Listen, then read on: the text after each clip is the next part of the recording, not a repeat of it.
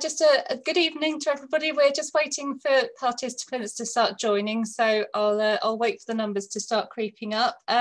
Just to let you know that there's a question and answer facility for any questions you have for us as we go through the presentation.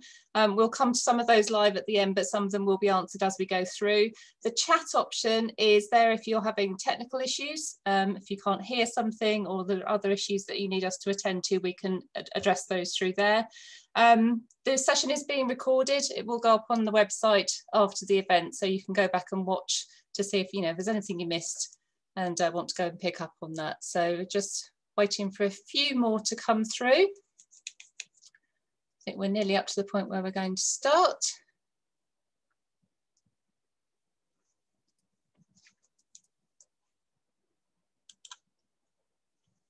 Okay, there's a few more people joining, but we'll get started so we can get through everything. Just a very warm welcome to everyone who's joining this evening's session. My name is Emma Prince. I'm the Head of Learning at Worthing College. I manage English amongst many other subjects, and one of those is science, actually. I'm going to give you an overview of the subject area and then hand over to my colleagues. We've got Sarah, Dee and Julie from Worthing this evening, and Alice and Claire from Haywards Heath. You're here because you're interested in studying English in whatever form you choose, perhaps two separate areas of literature and language if English is what really makes you tick, but you might be looking at studying the sciences and wondering if this is a potential third subject. If that's you, then it definitely is a valuable third subject for you. You might not be aware that some medical degrees offer the option of a fast-track English-based degree because they know how much of an impact those skills have on a career in medicine. So if you have friends who aren't attending this evening but are in a similar position and are thinking about English as a possibility, it's worth letting them know too. Can we move on to the next slide, please? I'm going to give you an introduction to the English courses we offer. I'm going to be ably assisted by some quotations on the screen here. If we can move on to the next one. You'll see there's a common theme amongst the quotations that you're seeing on the screen in front of you about how emotions are expressed through language, whether that's in the form of a play, a poem, a novel or an article. And the next slide, please. And studying English gives you an emotional connection with others' thoughts and actions through the written word. Next slide, please. And the next one. Thank you. Just going to talk about which course might be the right one for you. We offer all three English A-level options at both Worthing and Haywards Heath, and my colleagues will explain the details for each so you'll be able to see the key differences.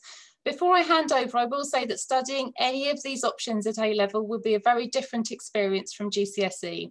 A student who studied Lang Lit with us last year said that GCSE was about learning how to answer the questions for the exam, about the process of the exams, but the A-level encourages you to think for yourself and question what you're reading so you can arrive at your own conclusions. I'm now going to hand over to Julie, who will tell you all about literature.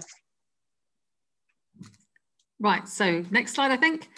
Hi, so I'm Julia and I teach literature at Worthing College. The course ranges across time and across genre. It focuses on a range of plays and novels and poetry. So there's actually something for everyone, whatever your particular interest is. It's split into three papers: drama, poetry and prose. And then also there's a coursework element, which we'll talk about a bit later. What you can see on the screen at the moment are the drama texts. Both Haywards Heath and Worthing study A Streetcar Named Desire. If you come to Worthing, you'll then continue in year 2 to study Othello, and at Haywards Heath, it's Hamlet. We move on to the next one. You'll see that the sort of images here, a range of texts, also prose texts here. You'll develop, with all the texts, you'll develop your critical skills, your reading skills, your ability to analyse. And you'll also look at what influenced the writers in their time. So context is important, and also looking at critics and what other people think of the texts that you're looking at. I think these sorts of things, looking at context and critics, are some of the key differences between A-level and GCSE. So I'll hand over to Claire at Haywards Heath for a little bit more information on that. Thank you, Julie. So the prose unit, as you can see, we've got Kazuo Ishiguro's Never Let Me Go and Mary Shelley's Frankenstein. So the theme for this unit is science and society.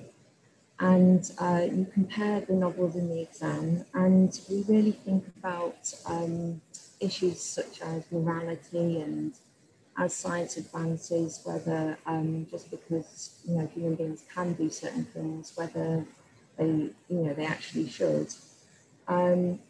So you compare those texts, and that is the prose exam. So the third exam that you take for English literature, if we can just move on to the next slide, please. So the third unit is poetry. So we look at an anthology of poetry from 2001 to 2010.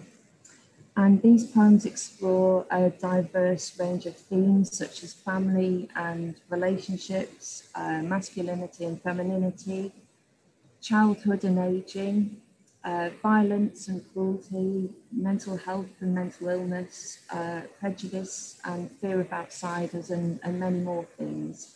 So it's quite an exciting, quite a current anthology of poetry to discuss and to analyse. The other part of that question will be you'll get a poem that you haven't seen before and you'll compare it to one from that anthology. Also, as part of your study of poetry, you'll be, if you apply to Worthing College, you'll be studying the Romantic poets, so poets such as Shelley, Keats, Byron and Wordsworth. And if you apply to Hayward College, you'd be studying Victorian poets with Elizabeth Barrett Browning, Hardy, the Brontes, Tennyson and Rossetti. And by studying a poetic movement, you really get a good sense of how poetry reflects the time it's written in. We'll be looking for themes and patterns and making lots of links between the poems. And one key thing with literature is we really do focus on historical context and think about the lives of the poets as well and how they influenced the poetry that we study. Okay, so just moving back to Julie again. So Julie's just going to talk to you a little bit about the coursework on the literature course. Thank you. So your drama, poetry and prose papers are 80% of the course and they're exams. And then you have 20%, which is coursework or non-assessed, the non-assessed element. This is probably the most exciting part of the course, really, because this is where you get to choose your own interests, follow your own interests. So it's a comparative study, it's 2 texts, any genre, any combination of genres. It could be an interest that you have in, I don't know, science fiction or Gothic novels. It could be something to do with a particular author that you're interested in. But the main thing is that what you do is you choose your texts and then you do a substantial piece of work on comparing those 2 texts in terms of how they're written, as well as the sort of context, the historical context, and also, again, what other people have said about them. It really is a wide open choice, and it comes towards the end of the course so that you've had lots of time to develop your skills in terms of analysis and your reading of literature texts. It's worth noting also that the lessons that you take at A-level may differ from GCSE in terms of we don't sit in the room and read the books together. You do a lot of your reading at home, a lot of the preparation at home, so that you come into the classroom ready to discuss, to debate, to take notes, to learn from each other, to share ideas with each other. So that's quite a different way of approaching literature, I think, probably from what you may be used to. But I think that's covered all the elements of the course for now. Happy to answer any questions. In the meantime, we'll pass over to Alice, who will be talking to you about the combined language literature exam. Thank you, Julie. Hi, my name's Alice, and I teach the language and literature combined A-level at Haywards Heath. Excuse my voice, I'm losing it. The first thing I'm going to do is to dispel some myths around the combined course. Some people worry that it isn't seen as having such a high value as the two separate A-levels, but that's really not the case at all. And lots of Russell Group universities see it as just as valuable because of the skills it helps you to develop. Whether you're studying at Worthing or Haywards Heath, the first year will focus on paper 1 and the second year will focus on paper 2. I'm going to tell you a bit about paper 1 this evening, and my colleague Sarah from Worthing will tell you about paper 2 and the non-examined assessment. So in September, we start with the Paris Anthology, which is a collection of non-literary texts. So these could be conversations, they could be memoirs, blogs, chat forums, travel guides, to name just a few. And these all have a focus on Paris in some form or another. We will also introduce you to a whole range of linguistic and literary terms, which you can then apply to the key texts. Some of these might be familiar to you already, but most of them will be new. And it's a case of learning them so that you can develop your confidence in applying them. We'll step up the process so you slowly build up to writing full essays using the textual analysis skills you have developed. And these will sort of give you the tools to really be able to explore the texts that we look at very closely and to deconstruct them really precisely. Once we finish with Paris, we'll move on to The Handmaid's Tale in October. You may have seen the recent TV series, or a couple of years ago it was on, which is a sort of terrifyingly plausible novel which was written by Margaret Atwood in 1985. This has dystopian conventions, and we'll look at these and link them to characters, themes and settings. After that, we'll move on to the Carol Ann Duffy poetry. This is a collection of 14 poems, and we'll look at these in pairs connected to different themes. Some of these themes are relationships, so they can be parent-child relationships or romantic relationships, identity, memories, just to name a few of the themes that we'll be looking at. Throughout the course, you'll be assessed through essays, as this is a requirement of the exams at the end of the course. We'll give you lots of support with this, as the essay styles will differ from GCSE. But we also do lots of posters, presentations throughout the year as well to make things more interesting. The lessons at the start will focus on investigating new theories, and then we'll be applying them to a range of texts. There will be a lot of group and paired work, even in a post-COVID climate. We have ways of doing this. There's lots of technology available that enables us to get students working with different students in the room. And these will lead to whole class feedback where you'll be able to hear each other's ideas as well. There'll be lots of discussion and debate. You'll be encouraged to question the text and develop new ways of looking at things. So it's a really sort of interesting and varied course in your first year. And now I'm going to hand over to my colleague Sarah from Worthing, who will tell you a bit about what you'll study during your second year with us. Thanks, Alice. In the second year, we focus on paper 2. And this exam paper only has 2 texts. And the first text we study is a play. At Worthing, we study All My Sons by Arthur Miller. And I believe I was quickly talking to Alice earlier, and she's thinking that she'll probably do All My Sons as well. Or if not, it might be A Streetcar Named Desire by Tennessee Williams. The focus of this exam question is how conflict is expressed on stage through dramatic techniques and through the language methods the author has used. So that's the first question that we actually study for paper 2. The other part of paper 2 is a very different kind of task to what the rest of the questions have been. It's not your normal essay response to a question. The task has an element of creative writing to it, as you have to recast and extract from the base text, which is a text called Into the Wild, which we are going to study both at Haywards Heath and Worthing College. And you have to recast it into an additional scene which could be found in the text. Now, Into the Wild is a non-fiction text which recounts the journey of an American teenager called Alex, who he made into the Alaskan wilderness and the devastating consequences of his actions. And it's actually all real true life events as well. Some of you might be familiar with the film that was made a few years ago as well on it. We study the text and we focus on the writing style of the author and how he creates the personalities and speech of the people he interviews as he retraces Alex's journey. You would then have to use your knowledge of these writing styles and characters in order to create a new scene. And once you've then done that, you do the second part of the question, which is where you have to write a commentary explaining why you have made the stylistic choices you have in the recast. Now, some people like this exam question as it provides an element of creativity to the course. However, some people sometimes find that quite daunting as well.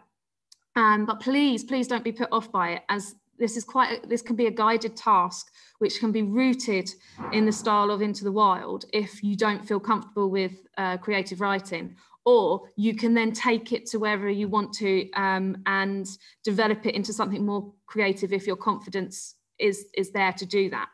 We provide lots of guided writing tasks and give you many exemplars on how to produce an answer and personalised feedback on your own recasts for this element of paper 1. So you'll be well supported whether you love creative writing or not. Okay, if we could move on to the next slide, please. And the final part of our course is the coursework element, the NEA, the non-exam assessment. So unlike your GCSE courses, you have a coursework element to your A-level. And for us, it's the language investigation where you compare a literary and non-literary text on a theme of your choice. For example, there is such a wide range of things that you can do. Some previous ones that students have done is the representation of strong women in The Colour Purple and Beyonce song lyrics, or an investigation into the language of children in the novel Room, and a transcript of The Secret Life of 4-year-olds, or the representation of obsession in Alita and song lyrics by Tyler, the Creator. So there is a really diverse range of texts that you could be looking at and themes that you could be looking at as well. It gives you a great deal of freedom in making your NEA text decisions, and we will be there to guide you through each of those steps, giving you exemplar pairings, inspirations, and having one-to-one meetings with each of you to help you hone your choices and your NEA titles. You'll make your NEA text decisions at the end of your first year, but you will not start writing your coursework until we return in the second year, where you'll have the opportunity to submit a draft and receive feedback before the final submission date. And that's basically our course for you. So I'll now hand over to Dee, who will be talking about the English language A-level. Yes, hello, good evening. My name is Dee, and I'm one of the teachers of English language at Worthing College. Now, you've heard about the other two A-levels already. So you know that literature is wholly focused on fiction. Langlit is a combination of fiction and non-fiction. And now I can tell you that English language is based on non-fiction texts. So we look at adverts and autobiographies, podcasts, political speeches, and practically everything in between as well. If we look at the first year of the course, our first lessons focus on context and identity.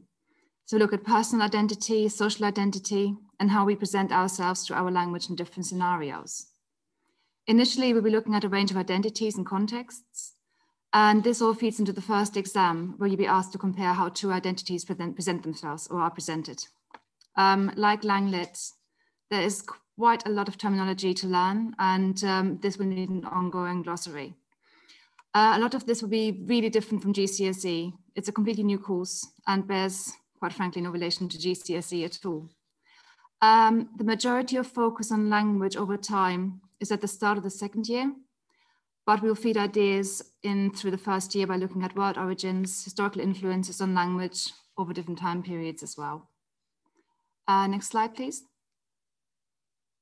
Thank you. Child language is a really interesting part of the course as well. And this runs across both the first and the second year. So you'll be able to consolidate your knowledge as you go. We look at how children learn to speak, read and write, which also involves looking at different theoretical perspectives. There's quite a scientific feel to this part of the course, as you look at the mechanics of how sounds are actually made and formed by children. And you also study theories that are covered in psychology and sociology. So if you are wondering how English language would fit in these areas, it's one area that has really close links. We also have a nursery on site at Worthing College, and we work with them to arrange visits, and sometimes the staff have brought children into the classes as well, or they read to them in the learning zones so we can see some of those theories in action as well. we will be able to collaborate on this between the two sites. So if you're studying at Haywards Heath, you won't miss out. The study leads to paper 2, where you'll be asked to analyze either speech or writing. So we never know what's coming up. It could be either of those two. Next slide, please. Thank you. The third main part of the course is studied in the second year, and materials for this aren't released until Christmas. But in a nutshell, you'll be given a choice of 3 areas to study. So you look at either language and power, language and gender, or language and journalism.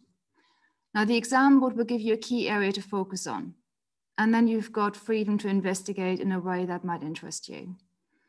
So even if you choose the same topic as somebody else in the class, it's very unlikely you both take the same route. And you'll end up with very different conclusions. And next slide, please. Thank you. The last item of, non-examined assessment is the NEA, the coursework. This will start in the summer term of the first year at Worthing. So it's a little way off yet, but essentially you will be producing a folder of writing, which can be narrative-based, which is of course perfect if you're already into writing on a keen story writer. If writing creatively is not necessarily your thing, you can also write speeches, you can do blogs, articles, travel writing. So there's quite a scope there. And essentially you will need to write 2 different pieces of writing from whichever genre you choose, but they need to be differentiated by either purpose or audience. And one tends to be easier to write, whereas the other one is designed to stretch you and take you out of your comfort zone. Once you've got the writing drafted, you'll need to write a commentary as well, which is where you will be using your own analytical skills in your own work. This is where the challenge comes in as well, but you'll be very well supported, and we'll have some excellent examples to look at too. And thank you very much. I'll be handing back to Emma. Thanks, Dee. If we can, thank you. Next slide. I think the best question, or the best answer to this question actually is, where can't they take you? Because the English A-levels open up so many doors. If you're heading to university, you'll be able to apply your analytical and essay writing skills to a wide range of courses. The critical thinking you develop on these courses will help you to question everything and will lead you down thought paths you hadn't previously considered. I was talking to a parent recently about her daughter. She's actually doing Lang Lit with us, and she said, "What have you done to my daughter? She questions and she argues about everything now." But that's what we want. We want you to be able to do that and feel passionately about the things that are going on around you through the skills that you develop on these courses. If you're heading to the world of work, you're not thinking of going to university, the skills serve you equally as well. Especially if your ultimate aim is to run your own business, is effective communication in both written and verbal forms will definitely take you a long way and could set you above, you know, other people in your field as well. So it can make you more competitive. Next slide, please. Just a little bit about enrichment. Obviously, in the current climate, enrichment has been put on hold at the moment, and especially after the announcement at the weekend, we were hoping to better get some things started sort of after half term, but we may have to wait for that. We have run trips to theatres, whether that's local or up in London. We've set up connections with Worthing theatres to provide enrichment opportunities for our students as well. If we can't get to the theatre physically or other venues that are linked to the A-levels, we will be looking at online events and virtual visits and guest speakers coming in and doing things virtually. So it won't be a question of missing out. And we're also looking to develop ideas a bit further around the whole English subject area, things like Lit Fests and news events. So those are the things we're working on for the future, and you'll definitely be the first to know when we do get these established. So it is a bit on hold at the moment, but we'll be doing it in other ways, as other people have said this evening already. There are other means of doing these things. If we go to the next couple of slides, please. So the next one. Okay, I'm not going to read this out to you. Sorry, can we flip back to the one before? Thank you. I'm not going to read all this out to you, but these are some thoughts from staff and students at Worthing College and across the CCG group. One aspect that resonates with me on this one is where she says something that also makes me reflect on the importance of authenticity and breaking down barriers by speaking the truth, because that's exactly what is done by the authors that you'll be studying and the text that you'll be studying on any of these courses. And the next slide is Beth, who was one of students here at Worthing College. She studied English language and literature, so she was taught by me and Julie as well. And she just sums up the support you'll get from teachers both at Worthing and Haywards Heath, and what she got out of the course. So I just thought it was important to share that with you as well. On to the next slide, please. These are some of the frequently asked questions we've had from open events in the past. Other questions that we've had tend to revolve around the text that is studied. So I think you've got all the answers from everybody talking to you this evening about that. We will be coming to some of the questions to answer them live. Some of them have been answered as we're going through, but we'll pick some of the other ones up that are still remaining to be answered. In the meantime, if we can go on to the next slide, there's a flow chart, which is what we normally use here at Worthing College when we're doing an open event, and it's the questions that we ask you to determine which course is right for you. So it's worth just having a look at some of those and seeing which questions you're answering and where that takes you, because then you've got a good idea of which course is the right one for you. I just want to say thank you for the team for their contributions this evening. A huge thank you to everyone for joining us to find out about our English courses. There will be an FAQ document being produced from this evening, so any of the questions that you've posted, we'll pick up on those and send out a document on the website later on. I'm just going to leave you on the next slide with the contact details while we come back to your questions, and I'll go to the Q&A session now. I'm not going to answer them all. I'm going to hand over to the rest of the team. So if everybody wants to have a quick look and see which questions you want to answer. The first one I've picked up, I think Alice possibly wanted to answer this live. I'm not sure. Can I study literature and language as separate courses, or do I have to do the combined? Yeah, that was just my technical ineptitude, actually. But, well, hopefully that's been answered now. So we run the 3 courses as the combined course, but then we also offer the separate one. So I would hope that after seeing the presentation, that would be clear now. I hope that's answered. Yeah, there's absolutely nothing to stop anybody taking the 2 separate ones. If you know, English is what really makes you tick, as I said at the beginning, and you definitely want to do those 2 courses, there's nothing stopping you at all. You can do both of them. Does anybody else want to pick up on any of the questions there? Yeah, can I just add something about that question as well? Because obviously it's great if you wanted to do both, but if you were thinking you've got other courses that you want to do, other subjects, then the combined Lang Lit is really good, because it gives you the freedom to be able to do more than just one course, that have other options for your other A-level choices. And also the other thing that we very often say to students when we see them face to face in these situations is, you might love reading, but you have to decide how much you love reading, because with literature, there's a lot more reading that you need to do than with the Lang Lit. So you have to be really honest with yourself about how much reading you will do outside of class, and whether you want to look at some of the classics, which are great, but if you're not someone who loves, Julie, if you're not someone who loves the classics, if you like the modern stuff, which is like me, then the Lang Lit course might be something that is a little bit more for you. And if you're doing a lot of other courses which are very essay-based with a lot of reading, then Lang Lit might be the right fit for you if you're having to think about how much time you were spending doing other courses as well. So, food for thought. Thanks, Sarah. I'll quickly answer the one about the exam board. So for the separate language and literature courses, they're both Pearson Edexcel, and for the Lang Lit combined, it's AQA. So those are the exam boards that we follow. There's a question about whether, if you're doing the combined, will you still be able to observe the nursery? Sarah? It's slightly different with the combined course, because the only time you would only need to go and observe in the nursery is if you chose to do a piece of coursework on child language acquisition. And I suppose that could be something we could arrange if need be, but very often for the non-literary text, where we would say you need to go, and if you wanted to get a transcript of children speaking, that's something that we would say you need to go off and do. And that could be that you are recording a little niece or nephew that you have having a conversation, or you might look at a transcript from something like The Secret Life of 4-year-olds, or it could be that you could go and observe in the nursery, but it might be a little bit more difficult because you have to record it and then you have to transcribe it for the coursework. So I don't know how that would work logistically for legal reasons and everything. So that would be something we'd have to investigate. Okay, thank you. Dee, do you want to pick up on the one about the exams for English language? Yes, I can. So essentially the longest exam is paper 1, which is 2 hours and 15 minutes long. And it's in 2 parts, which is why you need a bit extra time there. The child language one used to be an hour, and now they've extended it for 1 hour and 15 minutes, which is a lot easier. Well, you will need that time. Then you've got paper 3, which lasts 1 hour and 45 minutes. And obviously the coursework hasn't got an exam, so there's no limit. You tend to have the chance to do 2 different drafts, and if need be a third.